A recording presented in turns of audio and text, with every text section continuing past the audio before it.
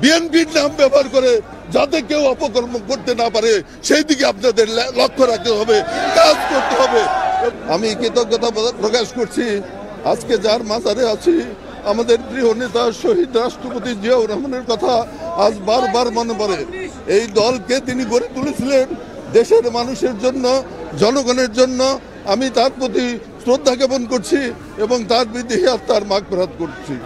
আল্লাহ, আমি শ্রদ্ধা নিবেদন করছি আগস্ট এবং জুলাই মাসে যে সমস্ত ছাত্ররা বাংলাদেশের জন্য, এই জাতির জন্য, আমাদের জন্য, জনগণের জন্য প্রাণ দিয়েছে, তাদের বিদেহী আত্মার মাগফিরাত করছি, তাদের বিদেহী আত্মার মাগফিরাত কামনা করছি, তাদের পরিবারবর্গের প্রতি সমবেদনা প্রকাশ করছি।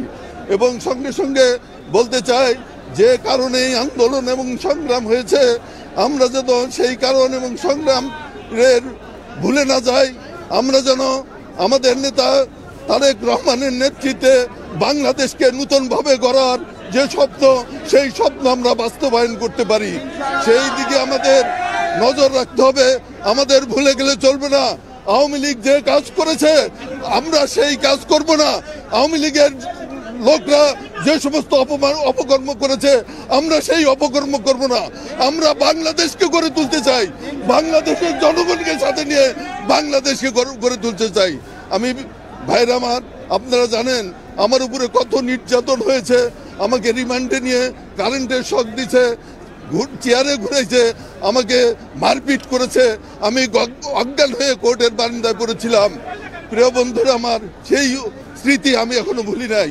আমার মা মৃত্যুবরণ করলো, সেই জানাজায় আমাকে যেতে দেওয়া হয় নাই।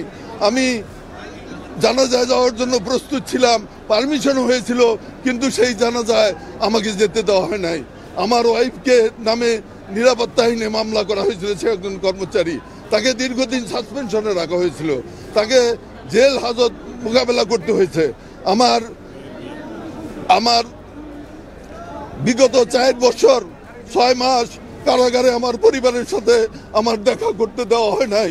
আমাকে বন্ধ অবস্থায় রাখা হয়েছিল, পরিবারের সাথে কোনো যোগাযোগ আমি করতে পারি নাই। আজকে আমি সকলের কাছে কৃতজ্ঞ, বাংলাদেশের জনগণের কাছে কৃতজ্ঞ যে আমরা আজকে তাদের ত্যাগের বিনিময়ে আজকে আমরা মুক্তি পেয়েছি। আমাদের নেতারা, কর্মীরা যেভাবে পরিশ্রম করেছে, এই ক্ষেত্র প্রস্তুত করেছে এবং পরবর্তী টাইমে ছাত্ররা আন্দোলনের মাধ্যমে যে ফসল আমরা ঘরে তুলেছি, এই ফসলকে আমাদের টিকিয়ে রাখতে হবে।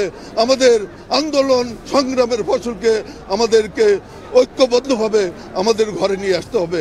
সেই আহ্বান জানিয়ে যারা আজকে এখানে উপস্থিত হয়েছেন, বিভিন্ন জায়গা থেকে এখানে উপস্থিত হয়েছেন, টাঙ্গাইল থেকে উপস্থিত হয়েছেন, আমার এলাকার থেকে উপস্থিত হয়েছেন, আমি সকলের প্রতি কৃতজ্ঞতা প্রকাশ করছি এবং ধন্যবাদ জানাচ্ছি।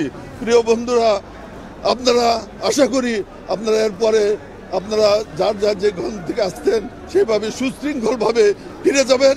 এবং মনে রাখবেন, তারেক রহমান একটি কথা বলেছেন, আমরা জেলখানায় থেকে শুনেছি, যে বিএনপির নাম ব্যবহার করে কিছু অপকর্ম করা হয়েছে।